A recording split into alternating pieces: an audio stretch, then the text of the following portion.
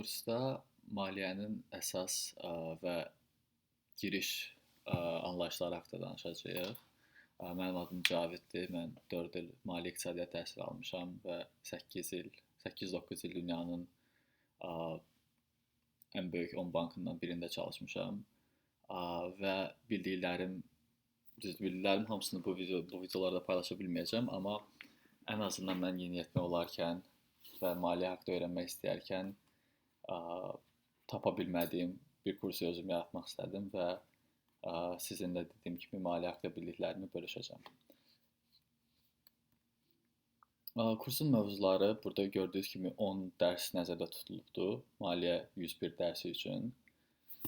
Bu dərs giriş dərsidir və bu dərsdə biz pulun tarixindən danışacağıq.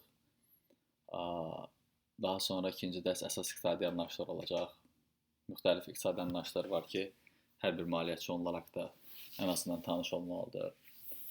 Daha sonra üçüncü dərsdə banklar və maliyyə şirkətləri. Banklar əsas maliyyə şirkətləridir. Çünki məsələn maliyyə şirkətləri deyəndə biz sığorta şirkətlərini də nəzərdə tuturuq. Banklar bu sahədə var. Maliyyə bazarlarında müxtəlif şirkətlər, banklar yenə bu sahədə var. Ona görə bankları mən ayrı qeyd edirəm. Amma digər maliyyə şirkətləri haqqında da üçüncü dərsdə danışacağıq. Daha sonra mərkəzi banklar və dövlət iqtisadiyyatı. Bu dərsdə dövlətin iqtisadiyyatdakı rolundan danışacağıq. 5-ci dərs təməl maliyyə anlayışları olacaq. Daha sonra maliyyə instrumentləri, müxtəlif maliyyə instrumentləri, financial securities dediyimiz anlayışlar haqqında danışacağıq.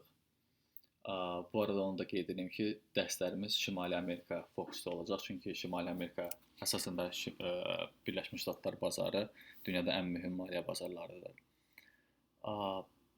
7-ci dərs maliyyə mühasibatı. Maliyyə mühasibatı deyəndə maliyyə mühasibatına giriş olacaq. Yəni müxtəlif mühasibat anlayışları haqqında tanış olacağıq. Daha sonra 8-ci dərs statistika anlayışları.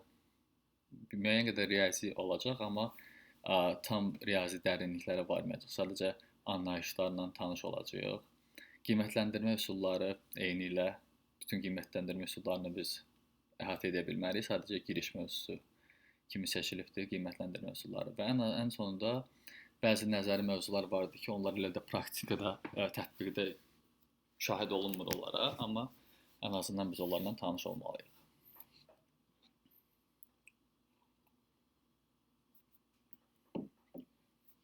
Belə, başlayaq birinci dərsdən. Bu dərs pulun tarixi haqqındadır. Biz maliyyəyə tərif vermək çətindir, amma maliyyə təriflərindən biri pul haqqında elmdir. Pul haqqında tətbiqi elmdir, hətta deyə bilərik. İndi biz pul deyəndə hamımızın ağlına yəqin ki, kağız pul nəzərdə tutulur və yaxud da banka qoyduğumuz pul nəzərdə tutulur. Amma bu həmişə belə olmayıbdır. Gəlin pulun tarixi ilə biraz tanış olaq. Pul olmazdan əvvəl qədim dövrlərdə insanlar barterlə məşğul olurlar. Məsələn, bir adamda süd var, digərində isə ət var. Onlar bunu dəyişə bilirdilər. Və yaxud da kimdəsə yun var, kimdəsə gümüş var, müəyyən cür bunu dəyişirlər. Yəni, barter bildiyimiz, indi də hətta bəzi web saytlarda siz barter eləyə bilərsiniz, öz əşyalarınızı verirsiniz və onun əvəzində başqa əşya alırsınız. Barter indi də var, amma ən azından pul kimi istifadə olunmur barterdən. Barter dediyim kimi bir mübadilə vasitəsidir, amma problem o idi ki, məsələn, siz burada südü götürüb pul eləsəz, süd dəyər saxlamır. Süd bugün var, amma 5 gündən sonra həmin süd xarab olasıdır. Həm də barterlə problem o idi ki, zaman və ehtiyac üst-üstə düşməlidir. Əgər məndə həmişə yun olursa və mən süd istəyirəmsə, gərək mən həmişə yuna ehtiyacı olan adam tapım. O da dediyim kimi, ola bilər ki, kimdəsə süd var, amma yuna ehtiyacı yoxdur. Ona görə barter problemli pul kimi nəzərdə tuta bilərik. Pul kimi istifadə olunurdu dediyim kimi bütün bu əşyalardan, amma problemli idi. Daha sonra əmtəə pullar oldu. Əmtəə pullar nədir? Məsələn, balıq qulaqları bəzi icmalarda pul kimi istifadə olunurdu. Məsələn, mən yunumu verirdim sənə, sən mənə qarşılığında balıq qulağı verirdin. Sonra mən o balıq qulağından istifadə edərək gedib mənə lazım olan nədirsə, süddür və yaxud da yağdır, meyvədir, nədirsə gedib onu ala bilirdim. əmtəə pul hansı problemi həll edirdi? Əmtəə pul barterdən fərqli olaraq dəyər saxlaya bilirdi. Məsələn, balıqlarını mən götürüb saxlasaydım, 10 gün, 15 gündən, nə bilim, 2 aydan sonra da ondan pul kimi istifadə edə bilərdim. Yəni bir problemi həll edirdi. Sadəcə əmtəə pulun problemi odur ki, böyük miqdarda daşına bilmirdi. Yəni böyük ticarətə əl vermirdi. Həm də kimsə asanlıqla gedib dəniz qırağından onu əldə edib varlana bilərdi, belə deyək. Bu problemlərin bəzilərini metal pul həll elədi. Gümüş pul, qızıl pul, mis pul, müxtəlif şəkildə bu pullar həmin dediyim problemləri həll edir. Necə? Çünki uzun müddət saxlaya bilirdim. Eyni zamanda əmtəə pulu, məsələn, balıq puluna baxmış daha dəyərli olur metal pul. Eyni zamanda iqtisadi anlayış olaraq götürsək, sabit qiymətlərə də xidmət edə bilirdi. Necə deyim? Deməli, qiymətlər, bütün qiymətlər gümüş pulla ifadə olunursa və qiymətlər qalxırsa, deməli gümüş dəyər itiribdir. Və gümüş dəyər itirdiyi bir vaxtda həmin gümüş, belə deyək, zavodları həmin gümüş pulları götürüb əridə bilirlər. Çünki dediyim kimi gümüş pulun dəyəri azalıbdır. Götürüb bu pulları əridirlər və sonra gümüşdən müxtəlif əşyalar hazırlayırlar, hansılar ki, daha baha olmalıdır. Çünki dediyimiz kimi qiymətlər qalxıbdır, deməli gümüşün dəyəri düşübdür. Beləcə sabit qiymətlərə nəzər salsaq, əritmə nöqtəsinə gələndə qiymətlər o qədər qalxanda gümüşü əridirdilər, gümüş pulun miqdarı düşürdü və deməli sabit qiymətlərə biz geri qayıdırdıq. Tərsinəsi baş verirdi zərb nöqtəsində. Qiymətlər düşürdüsə, qiymətlər çox düşürdüsə, deməli gümüş çox dəyər qazanmışdı.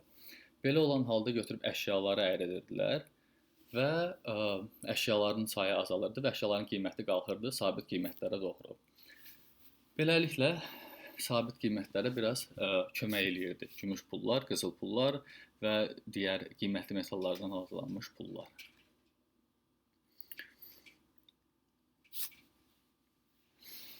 Uzun müddət qızıldan və gümüşdən pul kimi istifadə olunubdur. Hətta indi də deyə bilərsiniz ki, qızıl həmin o köhnə vaxtların qızıl pullarından istifadə oluna bilər. Yəni onların dəyəri hələ də qalır. Sadəcə gümüş qızıl pullarla da problem o idi ki, böyük miqdarda daşınmağı çətindir. Əgər siz yenə böyük ticarət eləmək istəyirsinizsə, çətindir. Və beləliklə ilk banklar da elə bu cür yarandı ki, siz gedib qızılınızı, gümüşünüzü hər hansısa bir belə deyək, yerdə saxlayırdınız və həmin yerdə sizə bir kağız verirdi ki, sizin həqiqətən də filan qədər pulunuz var. Bax, həmin o kağızı da insanlar başladılar pul kimi istifadə eləməyə. İndiki kağız pulların tarixi məhz belə yaranıbdır. Yəni, qızıl daşımaq istəmirəm, qızıl qoyuram bir yerə, onun adına bank deyək. Həmin o bank da mənə kağız verir ki, bəli, Cavidin bu qədər pulu var, Cavid bu kağızı geri qaytaranda onun qızılı qayıdacaq. Mən də o kağızdan kiməsə verə bilərdim, o da mənim yerimə gedib o qızılı götürə bilərdi. Qızıl standartı dediyimiz dövr dünya ticarətində əsasən 19-cu 20-ci əsrlər olubdur.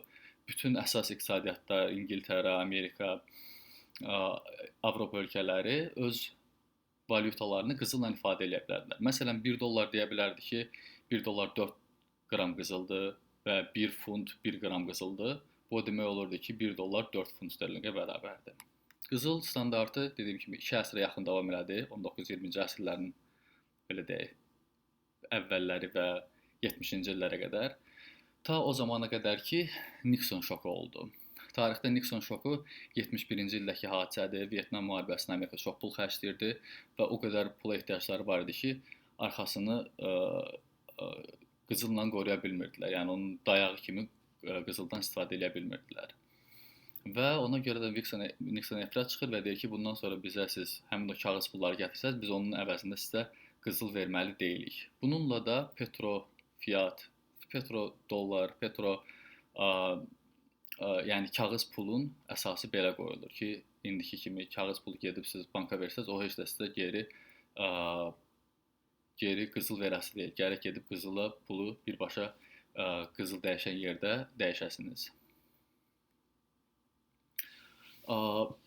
Belə olan halda da ki, mərkəzi banklar istədikləri qədər pul çap edə bilirlər. Götürə bilərsiniz, Amerika son 6-7 il ərzində nə qədər pul çap eləyibdir. Məsələn, bu qrafikdə də görürsünüz siz, 2020-ci ilin fevralında, yəni Covid başlayan ərəfədə 16 trilyon Amerika dolları var idi dövriyyədə. Qısa bir dövr ərzində, 2 il ərzində bu qalxdı oldu 21 trilyona yaxın Yəni 35%-ə yaxın demək olar ki, artım var idi. Bu dövrdə Amerika 35% qızıl əldə elədimi? Cavab xeyr. Çünki ehtiyacı yoxdur. Pulu çap eləyir və həmin o kağıza ehtiyac var. Biz hamımız o kağız üçün işləyirik, o kağız üçün bəzən dava eləyirik. Ona görə də qızıl artırmadan da həmin kağızı çap eləyə bilirlər. Burada M2-yə yazılıbdır. Bu M2-nin mənasını istənilən qısa şəkildə izah edeyim. Müxtəlif pul ölçü vahidləri var. Pullu M1, M1, M2 deyə, M3 hətta var. Pul deyəndə əsasən nəzərdə tutduğumuz hamımızın bildiyi kağız puldur. Eyni zamanda M1-ə daxil olan, deməli banklara qoyulan və istənilən olan götürülə bilən pullardır. Eyni zamanda M1-ə daxil olmayan, M2-yə daxil olan time deposits, yəni vaxtlı depozitlər. O ki, banka 1-2 il pul qoyulur. Bax, həmin bu yaşıl hissə onu əhatə edir. Bu hissədə isə, çəhrayı hissədə isə tez bir zamanda pula dəyişilə bilən maliyyə instrumentləri, maliyyə fondlarındakı pul nəzərdə tutulub və ümumiyyətlə dediyim kimi Amerikada hal-hazırda 21 trilyona yaxın ümumiyyətlə indi də Amerikada dediyim kimi 21 trilyona yaxın pul var. Pul haqqında danışırıqsa son olaraq kriptovalyutalardan bir neçə kəlmə söz deyim. Bəzi insanlara görə Bitcoin puldur, bəzilərinə görə pul deyil. Alış-veriş eləmək olurmu? Məsələn, barterdə dedik ki, barterin pul kimi dəyəri o idi ki, alış-veriş eləmək olurdu. İndi biz kiməsə Bitcoin verəndə kimdənsə süd və yaxud maşın ala bilirikmi? Cavab xeyr. Bitcoinu əsasən Amerika dollarına və yaxud da müxtəlif valyutalara dəyişmək olur, amma ondan hələ ki bazarda istifadə olunmur. Dəyər saxlayırmı? Bitcoin son 2 ay ərzində hardasa bir 40-50% dəyər itiribdir deyə, hələ ki Bitcoinin dəyəri də sabit deyil. O ki onun dəyəri sabitləşməyə başladı, onda artıq Bitcoin'dan pul kimi danışmaq olar. Amma indiki bizim təriflərə əsasən ki Bitcoin hələ ki pul ola bilməyibdir. Belə, bu ilk dərs idi. Çox da uzun olmadı. İnanıram ki, nəsə öyrəndiniz. Növbəti dərsimizdə əsas maliyyə anlayışlarından bəhs edəcəyik. Sağ olun.